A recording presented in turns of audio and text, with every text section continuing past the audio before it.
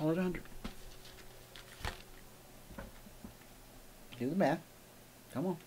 100 times how much? 20, right? Equals. That's right. And Mr. 10, 20 grand. Picked up 20 grand on that trade. How much risk did Mr. 10 have on that $20,000 trade? Well, let me tell you.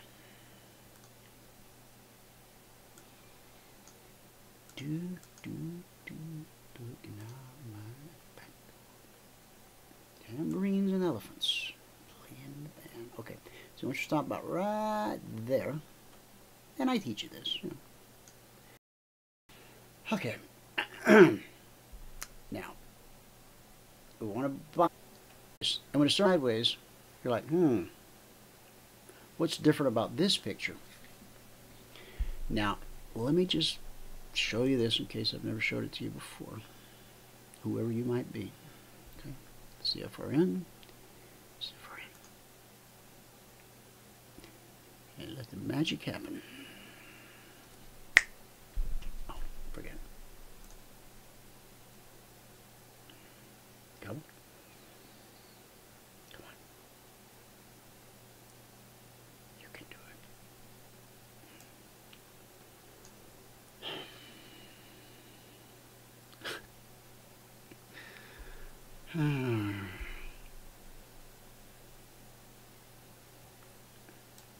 Come on. Alright. Let me do it again and really gum up. Oh, there we go. I was going to do it again just to gum up the works and get it. Alright. It's easier to see, or simpler to see, with the indicators on. Alright? You know, for the benefit of show and tell, I really should show you the cycle, which is part of the slingshot.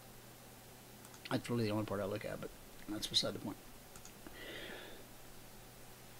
Not really. I should be careful saying stuff like that.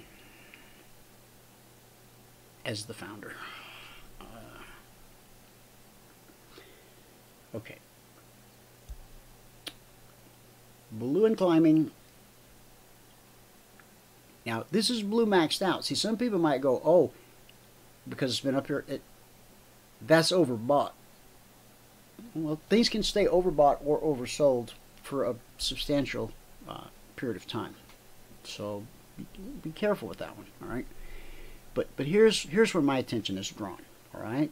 We march. Now remember, this is last week's zone, so I'm not even going to confuse the issue if there's any weekly. Well, it might clarify. If it clarifies, I'll do it. Hang on.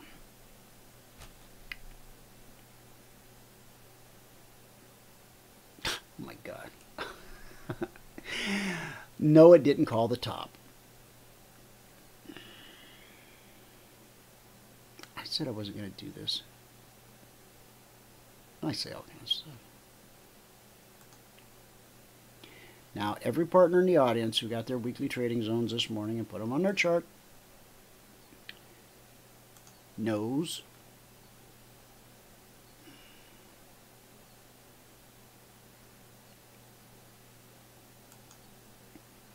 yeah, that Dwayne, boy, I bet he could be a really good trader if he had a decent computer. You guys should give me like a Walmart gift card or something. They have a nice computer over there for $1,200. I got a custom built one. I'm going to get a good one. Not that that's a bad one. It's just I'm picky. All right. So you drug it out of me. The weekly trading zone in that area for this week. Okay. All the other lines are last week's zones. I went through all that at the beginning of the show. I just feel like I should show you this. Seems like.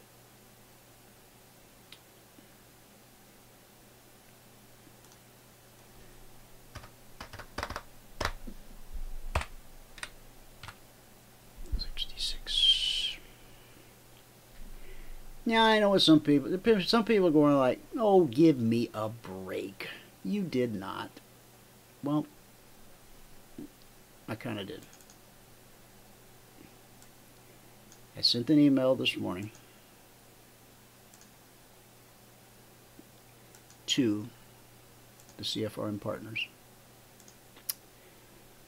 and I told them, along with all the other stuff, that 6614/6615 was a weekly trading zone, along with all the other zones that I gave them. Right? So, now is this like a big, pat Dwayne on the back kind of thing? Not at all. Absolutely not. I take no credit for this. People who've been around. I didn't hear voices or have a vision. But it was a God moment. God smacked me right upside the head. I was sitting here talking to him, looking at the chart, and it was like that. Remember when Moses, got to see, God's backside or something, however that went, and Moses was so lit up when he got back to the tribe that didn't he have to put a covering over his head? He was glowing so much. I think that's how that story went. And so it was like God parted the veil just like a wee bit. Now remember, he told me he couldn't swing the markets in my favor because there were other Christians that had opposing positions. But he did say, I'll help you learn. Now, years passed from when he first told me that to this Sunday afternoon when I was just doing my job, getting ready for Monday morning so Michael and I could trade and teach and do what we do. And this was just, well, the first time we published them was December 14th of 2009. But it was before that I had this thing. And I'm serious, the room didn't fill up with smoke, there was no bolts of lightning, none of that stuff. Well, there was. No, I'm kidding. I'm serious. It was like a veil parted for a moment. No, I didn't see a veil. I saw the charts in a way that I had not seen before, and I was like, "Whoa!" And then it was gone. Boom. I mean, the chart was still there, but the moment had passed. If that makes sense. So my life became all about, for the next 9 years, mostly a couple weeks or a few months, tracking, historically. I mean, every day I'm looking forward, and I'm doing historic, and it's there, and it's there, and it's there, and I'm beside myself. So I start giving Michael, and he's like, dude, who you getting these from? Where these come from? Huh? Michael, you wouldn't believe me if I told you. I told him anyway. So, and he believed me. So that makes me sound like some hokey revival preacher with a tent, and a girl that can sing and play the piano in the 40s in the Dust Bowl. I don't know. I don't want it to sound like that at all. I'm just telling you how it was. I haven't gussied it up. There was no angels. There was no heavenly chorus. I didn't speak in a foreign tongue or anything. I just looked at the chart and went, whoa. Same chart. I've been looking at it. I've been sitting here staring at it for, I don't know, half hour. Talking. I talk to. Do you talk to God? I didn't ask you if you pray. All good Christian people pray. Yeah, right. Do you talk to God? Well, do you? Let me ask you this. Do you talk to yourself? Okay. Some people do. Some people don't. Some people do it in their head. Some people move their lips. Some people audibly speak. And some don't at all. Other people hum. Other people sing songs in their head, move their lips out loud. Are you tracking with me here? I talk to the guy. I do. He's the only person I've known all my life that's still alive. No, that's not true. My grandmother's still alive. We used to joke that she would probably outlive us all. She's 93. It's going to be a foot race. So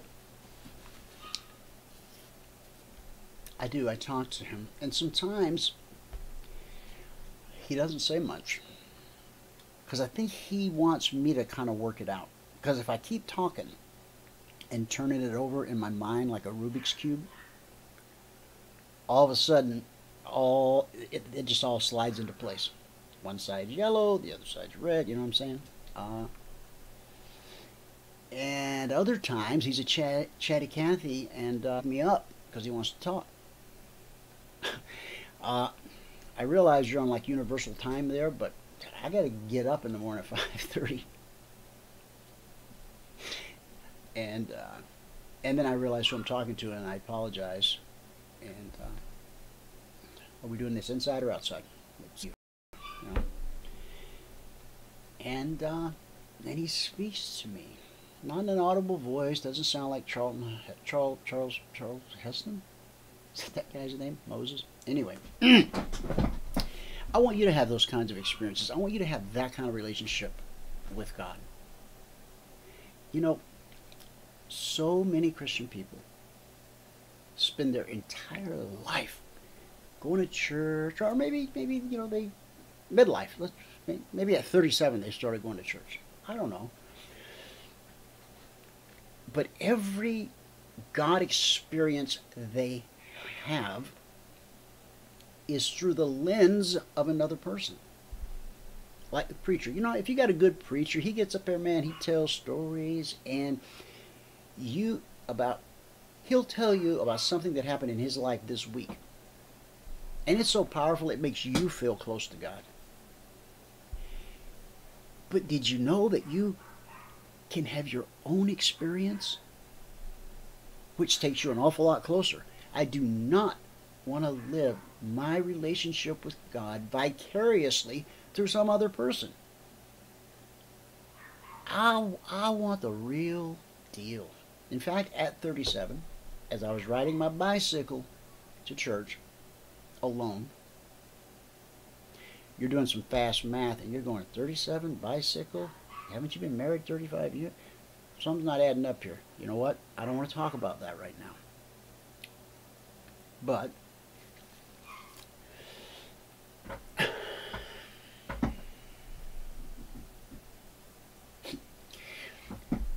I'm tomorrow. Remind me tomorrow. I'll go down that road. I'll go down that road with you if you want to go. All right, just look at this. You get long at 64.90. Why? Because that's a trigger. Okay? And your stop, $260 risk. Now, would you get out on that candle? I mean, you might. I don't know. But what would you? Now, if you're trailing really close, I mean, it could come back and tag you. That's possible. Okay? So we'll leave room for that. All right? This candle opens. Maybe you put your stop down here. And then when that candle opens, maybe you put your stop right there. And then when that candle opens, now you got your stop right there. Which is just the side of last week's weekly trading zone. Huh. And that's like a really good place to have your stop on a Monday. But what you're really eyeballing is you're eyeballing this week's zone up here at 66.14/66.15. You're going, could that really happen?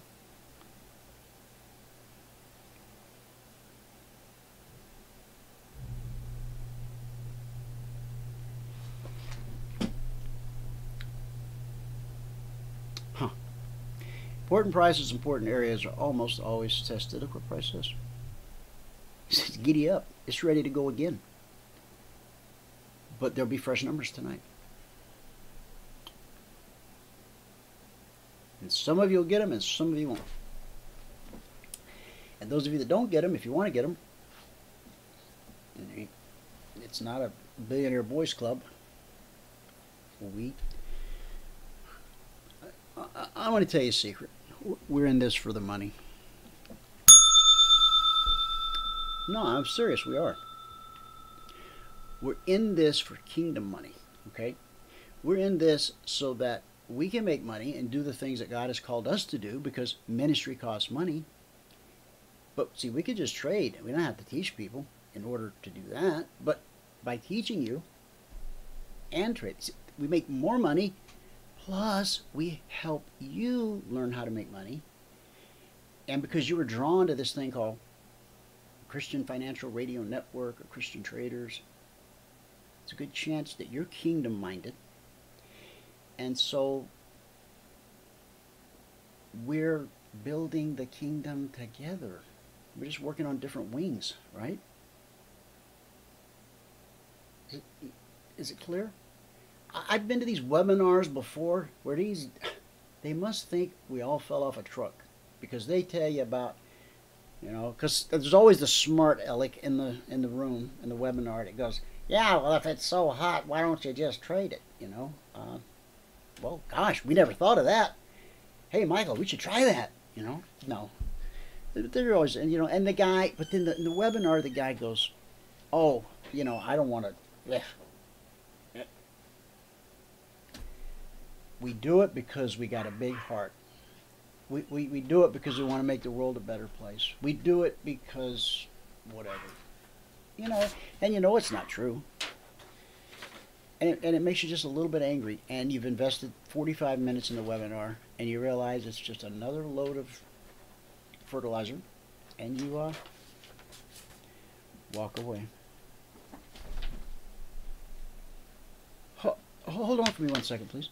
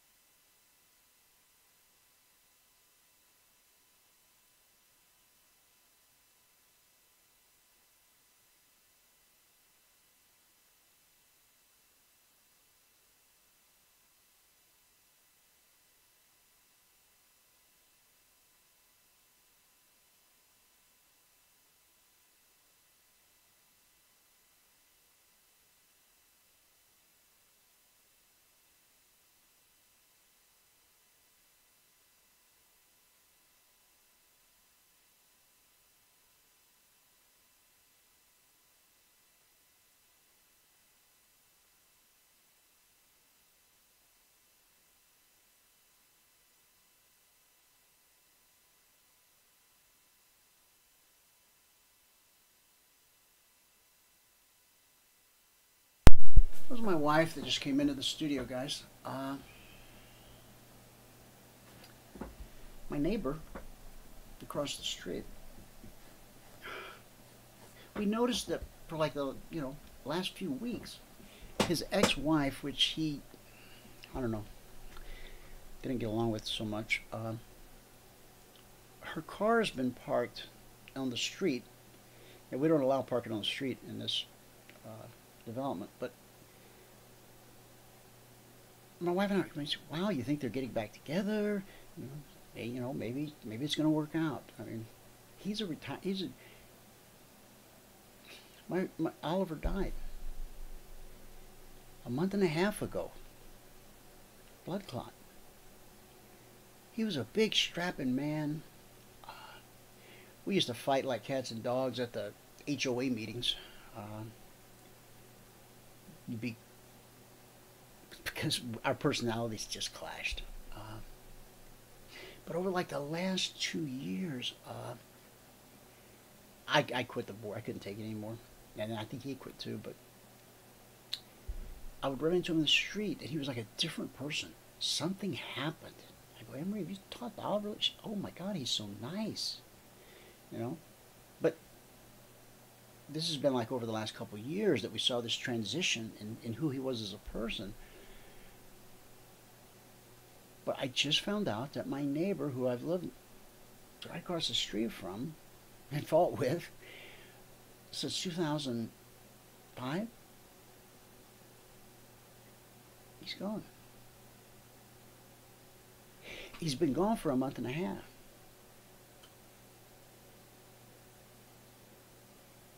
But in my mind, he was still alive, because I didn't know he was gone. Does that change anything? Because I'm now aware? I guess that's like the old question. If a tree falls in the forest and there's no one there to hear it, does it make a sound? Oliver was such an amazing... He used to work for NATO. Do you know anybody that works for NATO?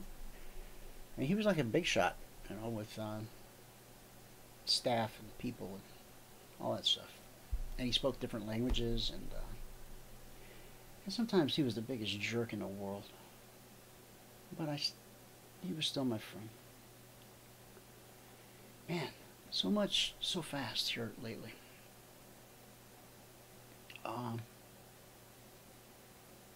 And his wife, she didn't even tell. The only reason we found out is because my wife went over to tell her that, you know, ma'am, don't mean to, you know, be ugly, but we have rules here in our community, and there's parking on the streets not allowed, and your car's been parked out here on the street for weeks. And she goes, I'm a real estate agent, that's not legal. Well, boy, you just shot yourself in the foot and the head, I guess, because any real estate agent in Arizona knows that HOAs have rules, and one of the biggest is that you don't park your car on the street so it looks like, you know, it's supposed to look nice and uniform. But my wife said, well, I guess we're the exception because we do have that rule. And you're like, well, I'm parking in front of these people's house, and they don't mind. And my wife goes, well, actually, she's kind of like a very good friend of mine, and she's very bothered by the fact. She's like, oh, whatever. And oh, by the way, Oliver died. This is how she delivers the death notice to me. Oh, yeah, by the way, Oliver died. And so now my wife came and told me. Anyway, I realize you don't know Oliver, and but think about your neighbor. Think about your neighbor that maybe you haven't seen in a week or two. I hadn't even thought about the fact that I've seen him so much for so many years that I didn't even notice I hadn't seen him in a while. You know what I'm saying? I would have liked to have gone to his memorial service if they had one. I'd like to talk to his son, who I saw grow up as part of a broken home. He lived with the mom, but he would come to the dad on the weekends. You know, he's a young man, teenager. He might need someone to talk to. So, Oliver's gone. But what about your neighbor? In fact, let me just say what's really on my mind. Do you have a neighbor who doesn't have the personal relationship that I was talking about earlier, that I said I wanted you to have so desperately? That I don't want you to live your Christian life vicariously through some pastor who tells really great stories? If that's as close as you ever get to God, man, that's like a costume party with no costumes. Don't let the enemy cheat you out of the abundant life that Jesus died for. You know, on a cross, that you might have life and life more abundant.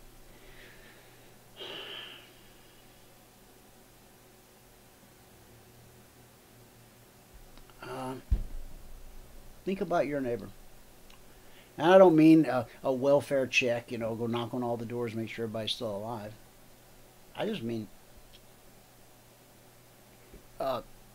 spoiler alert, we all live forever. Saved or not. Born again or not. We are eternal beings in a temporary earth suit. So, if you got a neighbor, now, lady that lives right next door to him, right next door, I've been telling her about Jesus since 2005. She's an atheist. She has a slight handicap with her hip, and my wife's friends with her, and she calls me all the time. Hey, can you come get something down from? It's off the shelf or in the garage. Or my wife cuts her lawn, and my son, good neighbors. One day she said, "Why are you guys so nice to me?" And I said, "That's how we get you." And she knew exactly what I meant. And anyway, sort of a running joke between us now for years. But remember the other day I was talking about how we invite people to church because we think they need God, and if we can just trick them into saying that incantation, that little magic spell, that it'll all be better and they'll, get their own pink cloud in the by and by. Yeah, that's not really how it works. But you know that, right? Jesus did not say, go ye into the world and get people to read this tract. Go ye into the world and lead people down the Romans road. I grew up with all that, which is why I spent 20 years as one sick sailor, okay? Which is why at 37, when my wife and I had our change of life, when I came before God on that first day, okay, riding that bicycle to church by myself, I said, this time, God, no tricks, no smoke and mirrors. It's either real or it isn't. I wasn't challenging him, I wasn't testing him, I was just telling, because, see, I spent 17 years, from the time I was the tiniest baby till I shipped off to boot camp for the Navy. I was in church every Sunday, either with my mother or my grandmother, like it or not. Baptist or Pentecostal holiness. Flip a coin, I was going to one of them, right? And everything that the world says about Christians is true. Why did Jesus call us sheep? A sheep, that is the dumbest, filthiest animal in the animal kingdom. Did you know a sheep is so dumb that if he falls over, he can't even get himself up? No, I'm serious. The shepherd has to come and put him back up on his feet. And they stink. You ever smelled wet wool? Okay. But yet, he couldn't call a sheep enough, could he? You think he was trying to get a point across? And the sheep shall know his voice. So, what Jesus was trying to say when he says, go make disciples of men, is that if you can get a man to see the well, and to see that this well has water that gives life more abundant, they will drink that water. No Jim Jones jokes, please. And then they'll start showing other men where that well is. That's what he was talking about. He was talking about a heart change. You're going to serve somebody. I encourage you to make it God. Some people serve their job. Some people serve booze. Some people serve sex. Some people serve the enemy. You're going to serve somebody today. Thank you, God. Father, I pray for Oliver's family. I don't know him. I don't know. To have known someone for so long and to know so little about him, God, I guess I dropped the ball. And No, I never did talk to him about you. His neighbor, yes, because she's handicapped. It's a captive audience. I can talk and she can't get away. Well, she can, on a cane, she can, she shuffles. But anyway, never had any. But I think Oliver, I think he was raised in the Catholic Church, I believe. I don't know. So, God, I promise you, I'm going to keep working on this one because I missed, maybe I missed, I don't know. But God, I just pray for his family. I pray for his son. His son, I don't know, he's maybe 19, God, and I don't know who he has in his life. But I know he doesn't have his dad anymore. And so, I'm going to trust you. I'm going to ask you, please send someone into his life to be a positive male role model and help him. Because we all need help, God. We all need you. We all need you. But you usually show up in the form of a man or a woman. Angels have walked among you and you didn't even know it. How does that go? I don't remember. All right. I think I'm going to shuffle. All right. Shove off. Give you a break. You've listened to me ramble for how long now? Too long? Yeah. We'll recap the rest of these markets tomorrow.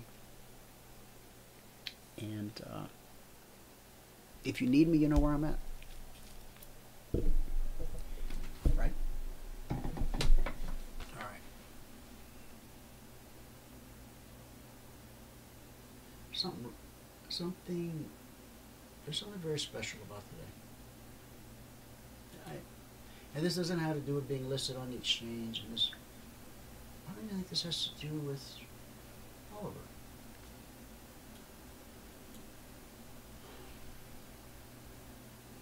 Maybe it's just gas. I love you. Thanks so much for tuning in. Whoever you are, wherever you are, may God continue to richly bless you with his mercy and with his grace. And I'll see you at the bell.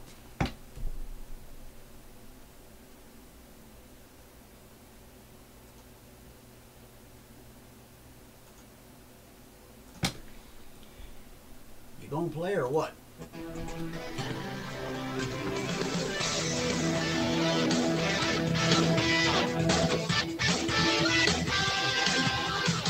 Remember this, there is no greater return on investment than to see a human life changed and given hope. As always, pray hard and trade safe.